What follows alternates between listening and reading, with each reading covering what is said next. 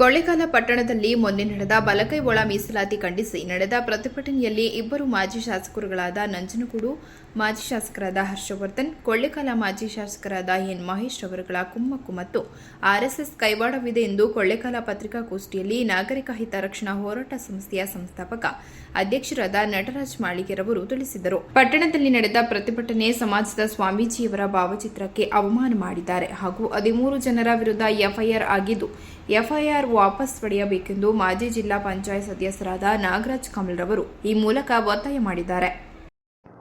ಕಾರ್ಯಕ್ರಮ 19ನೇ ತಾರೀಕು ಫೆಬ್ರವರಿ 2025ರಲ್ಲಿ ಒಂದು ಬಲಗೈ ಸಮುದಾಯಗಳ ಒಂದು ಧ್ವನಿಯನ್ನ ಮಾಡಲಿಕ್ಕೆ ಯಾವುದೇ ರಾಜಕೀಯ ಪಕ್ಷಾತೀತವಾಗಿ ರಾಜಕೀಯ ಪ್ರೇರಿತವಾಗಿ ಆಗಬಾರ್ದು ಅನ್ನೋ ಪೂರ್ವಭಾವಿ ಸಭೆಯಲ್ಲಿ ನಾವು ಒಂದು 2-3 ಬಾರಿ ಚರ್ಚೆ ಮಾಡಿದ್ವಿ. ಅದರಂತೆ ಅಲ್ಲಿ ಯಾವುದೇ ಒಂದಷ್ಟು ರಾಜಕೀಯ ನಾಯಕರುಗಳನ್ನ ಮೊದಲನೇ ಒಂದು ಹೋರಾಟ ಆಗಿರೋದ್ರಿಂದ ಈ ಹೋರಾಟ ನಿರಂತರವಾಗಿದೆ. ಆ ನಿರಂತರವಾಗಿರೋದ್ರಿಂದ ಈ ಹೋರಾಟದಲ್ಲಿ ಒಂದು ಸಾಂಕೇತಿಕ ಅವರಿಗೆ ಮಾನಸಿಕವಾಗಿ ನಮ್ಮ ನಾಯಕರುಗಳಿಗೆ ಮತ್ತು ಇದಕ್ಕೆ ಸಂಬಂಧಪಟ್ಟ ಎನ್ ಮಹೇಶ್ ಇಬ್ರು ಸೇರಿ ಮಾಡಿಸಿರೋದು ಬರೀರಿ. ಕಿತ್ತೂರಿ ಯಾವುದೇನಾ ಆಯ್ತಲ್ಲ ಸರ್, ಇದೇ ಬಂದಿಲ್ಲ ಮೀಟಿಂಗ್ ಬಂದವರು ಸತ್ಯ ಹೇಳಲೇಬೇಕು ಅಂತ ಬಂದು ಕೂತಿದ್ವಿ. ಇಲ್ಲಿ ಮನೆ ಮಾಚಿಲಿ ಕಮ್ಯುನಿಟಿ ಒಳಗ್ಬೇಡ ಅಂತದ್ದು ನಮ್ಮ ಹತ್ರ ನಮ್ಮ ಜೀವಮಾನದ ರಕ್ತದಲ್ಲಿ ಒಂದು ಸಣ್ಣ ಇದು ಇಲ್ಲ. ಬಸಂತವ್ರೆ, ಯಾವುದೇ ಕಾರಣಕ್ಕೂ ಮೊನ್ನೆ ನಾನು ಒಂದು ಪಕ್ಷದ ಮುಖಂಡ ಆಗಿದ್ರು ನಾನೇ 19ನೇ ತಾರೀಕು ಗುರುವಾರ ನಡೆದಂತ ಬಲಗೈ ಸಮುದಾಯದ ಒಕ್ಕೂಟದ ಒಂದು ಪ್ರತಿಭಟನೆ ಕಾರ್ಯಕ್ರಮದಲ್ಲಿ ಒಬ್ಬ ರಾಜಕೀಯ ಅಲ್ಲದ ಒಬ್ಬ ಧಾರ್ಮಿಕ ನಾಯಕರು, ಸಮಾಜದ ಹೋರಾಟಗಾರರು, ಒಂದು ಕೋಮುವಾದಿ ಶಕ್ತಿಯ ವಿರುದ್ಧವಾಗಿ ಹೋರಾಟ ಮಾಡ್ತಕ್ಕಂಥ ಮತ್ತು ಸಮಾಜದ ಧ್ವನಿಯಾಗಿರ್ತಕ್ಕಂಥ ಸಮಾಜನ ನನ್ನ ಪ್ರಕಾರ ಮುನ್ನಡೆಸ್ತಕ್ಕಂಥ ಒಬ್ಬ ವ್ಯಕ್ತಿ ಮತ್ತು ಈ ಒಂದು ಒಳ ಮೀಸಲಾತಿ ವಿಚಾರದಲ್ಲಿ ಇವತ್ತಿನವರೆಗೂ ಪ್ರಾರಂಭದಿಂದ ಕೆಲಸ ಮಾಡ್ಕೊಂಡು ಬಂದಿರತಕ್ಕಂಥ ಸ್ವಾಮೀಜಿಯವರಿಗೆ ಅಲ್ಲಿ ಯಾರೋ ತಮ್ಮ ಸ್ವಾರ್ಥ ಸಾಧನೆಗೆ ಕೆಲವು ವ್ಯಕ್ತಿಗಳವ್ರನ್ನ ಅಲ್ಲಿ ಅಪಮಾನ ಆಗಂಗೆ ಆಗಿದೆ. ಆ ಕಾರಣಕ್ಕೆ ನಾವು ಈ ಒಂದು ಗೋಷ್ಠಿ ಕರೆದು ಈ ಗೋಷ್ಠಿಯ ಮೂಲಕ ಕೊಳ್ಳೇಗಾಲ ನಾಗರಿಕ ಬಾಂಧವರಿಗೆ ಇದು ಶೋಭೆ ಅಲ್ವೇನೋ ಅಂತ ಭಾಳಷ್ಟು ಕಡೆಯಿಂದ ನಮಗೆ ದೂರವಾಣಿಯಲ್ಲಿ ಬಂದಿದ್ದು. ಸ್ವಾಮೀಜಿ ಏನು ಮಾಡಿದ್ರು, ಅವ್ರು ರಾಜಕೀಯ ನಾಯಕರಲ್ವಲ್ಲ, ಅವ್ರನ್ನ ಅಲ್ಲಿ ಬಳಸಬಾರ್ದಿತ್ತು ಅಂತ ಹೇಳಿದ್ರಲ್ಲ, ಅದಕ್ಕೆ ಒಂದು ವಿಷಾದ ವ್ಯಕ್ತಪಡಿಸ್ತೀವಿ. ಮತ್ತು ಸ್ವಾಮೀಜಿ ಅವರಿಗೆ ಮಾನಸಿಕವಾಗಿ ಅವ್ರಿಗೆ ನೋವಾಗಿದೆಯಲ್ಲ, ಯಾವ ರೀತಿ ಅವ್ರಿಗೆ ಅವಮಾನ ಆಗಿದೆ ಸರ್?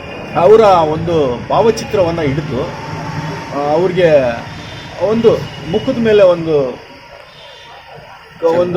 ಕೆಟ್ಟ ಚಿಹ್ನೆಗಳನ್ನು ಹಾಕಿದ್ರು. ಅದು ಬಾಯಿ ಬೀಗ ಆಗ್ತಂಗೆ ಅವ್ರಿಗೆ ಹಾಕಿದ್ರು, ಮಾತಾಡ್ತಾ ಇಲ್ಲ ಅಂತ. ಸ್ವಾಮೀಜಿ ಅವರು ಮಾತಾಡಿದ್ದಾರೆ. ನಿಮ್ಮ ಹೋರಾಟ ಏನಾದರೂ ಸಿದ್ಧತೆಗೊಂಡಿದ್ರೆ ಅದನ್ನು ನೀವು ಮಾಡ್ತಾ ಇರಿ, ನಾವು ಇದನ್ನ ಹೋರಾಟಕ್ಕೆ ಹೋಗೋ ಮೊದಲೇ ಒಂದು ಅಪೀಲ್ ಮಾಡಬೇಕಾಗಿದೆ, ಅದನ್ನು ಮಾಡ್ತಾ ಇದ್ದೀವಿ ಅಂತೇಳಿ ನಮಗೆ ಅವರು ಬೆಂಬಲ ಕೊಟ್ಟಿದ್ದಾರೆ.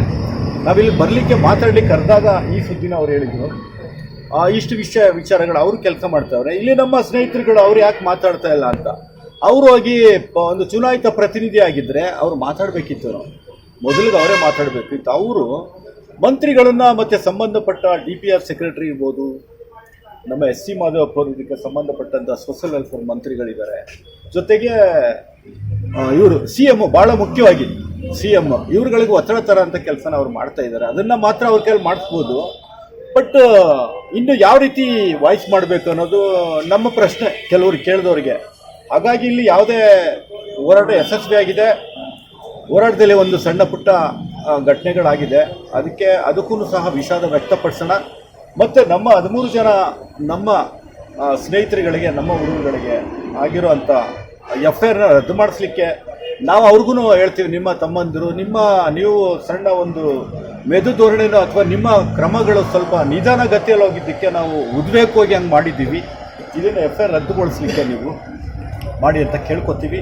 ಬಹಳ ಮುಖ್ಯವಾಗಿ ಪತ್ರಿಕಾಗೋಷ್ಠಿಯಲ್ಲಿ ನಮ್ಮ ಧಾರ್ಮಿಕ ನಾಯಕರಿಗೆ ಅವಮಾನ ಆಗಿದೆಯಲ್ಲ, ಅದಕ್ಕೆ ವಿಷಾದನ ವ್ಯಕ್ತಪಡಿಸ್ತಾ ಇದ್ದೀವಿ. ಮನುವಾದಿಗಳು ಅಲ್ಲಿ ಕೈ ಹಾಕಿದ್ದಾರೆ, ಅದು ನಮ್ಗೆ ಗೊತ್ತೇ ಆಗಿಲ್ಲ. ಮನುವಾದಿಗಳು ಕೈ ಹಾಕಿದ್ದಾರೆ. ಪಾಪ ನಮ್ಮ ಹುಡುಗರುಗಳನ್ನೂ ದಿಕ್ತಪ್ಪಿಸಿದ್ದಾರೆ. ಇವ್ರಿಗೆ ಗೊತ್ತಿಲ್ಲ ಏನಾಗುತ್ತೆ ಅಂತ ಗೊತ್ತಿಲ್ಲ, ದಿಕ್ತಪ್ಪಿಸಿದ್ದಾರೆ. ಮತ್ತೆ ಸ್ವಾಮೀಜಿಯವ್ರ ಬಗ್ಗೆ ಹೇಳ್ಬೇಕಂದ್ರೆ, ಸ್ವಾಮೀಜಿಯವರು ಅವರು ಮನುವಾದಿಗಳ ವಿರುದ್ಧ ಇದ್ದಾರೆ, ಮನುವಾದಿಗಳ ವಿರುದ್ಧ, ಕೋಮುವಾದಿಗಳ ವಿರುದ್ಧ ಇದ್ದಾರೆ. ಅದು 2018ರಲ್ಲಿ ನಿಮ್ಗೆ ಗೊತ್ತಿರಬೇಕು, ಎನ್ ಮಹೇಶ್ವರ್ ಪರವಾಗಿ ಅವರು ಕೆಲಸವನ್ನು ಮಾಡಿದ್ರು. ಅವಾಗ ಮನುವಾದಿ ಇದಾಗಲಿಲ್ಲ ಅವರು. 2018ರಲ್ಲಿ ಅವರು ಅದೇ ನಿಲುವು ತಗೊಂಡು ಮನುವಾದಿಗಳ ವಿರುದ್ಧ ಕೆಲಸ ಮಾಡಿದ್ದಾರೆ. ಅವರು ಇರೋವರೆಗೂ ಮನುವಾದಿಗಳ ವಿರುದ್ಧನೇ ಇರ್ತಾರೆ ಸ್ವಾಮೀಜಿಗಳು. ನಾವುಗಳು ಮನುವಾದಿಗಳ ವಿರುದ್ಧ ಇರ್ತೀವಿ ನಮ್ಮ ಜೀವ ಇರೋವರೆಗೂ. ಇದನ್ನ ದೊಡ್ಡದು ಮಾಡಿ ಸ್ವಾಮೀಜಿಗೆ ಅವಮಾನ ಮಾಡೋದು ಕೆಲಸ ತಪ್ಪು, ಮಾಡಬಾರ್ದಾಗಿತ್ತು. ಮತ್ತೆ ನಿಮ್ಗೆಲ್ರಿಗೆ ನಾನು ಎಲ್ರಿಗೂ ಹೇಳ್ಕೊಡ್ತೇನೆ, ನಮ್ಮ ಸಮುದಾಯಕ್ಕೆ ತೊಂದರೆ ಆದ ಪಕ್ಷದಲ್ಲಿ, ನಮ್ಗೆ ನ್ಯಾಯಯುತವಾದ ಮೀಸಲಾತಿ ಸಿಗ್ತಿದ್ದ ಪಕ್ಷದಲ್ಲಿ ನಾವು ಪಕ್ಷನ ನೋಡಲ್ಲ, ಏನು ನೋಡಲ್ಲ, ನಾವು ಹೋರಾಟವನ್ನು ಮಾಡ್ತೀವಿ. ಅದು ಉಗ್ರ ಹೋರಾಟನೇ ಮಾಡ್ತೀವಿ, ಎಲ್ಲ ಮಾಡ್ತೀವಿ. ಆದರೆ ಮೊನ್ನೆ ಆದದ್ದು ಘಟನೆಗಳು RSS ಕೈವಾಡೋದು, RSS ಕೈವಾಡೋದು, ಯಾರನ್ನೋ ಕರೆಸಿ ಯಾರನ್ನೋ ಮಾತಾಡೋದಲ್ಲ. ಅದಕ್ಕೆ ರಾಜಕೀಯ ಕುಮ್ಮಕ್ಕು ಇದೆ, ಎಲ್ಲವಿದೆ, ಅದಾಗಬಾರ್ದಾಗಿತ್ತು. ಇವತ್ತು ನಮ್ಮ ಹುಡುಗರು ಬಲಿಪಶೆ ಆದರು, ಅದು 13 ಜನ.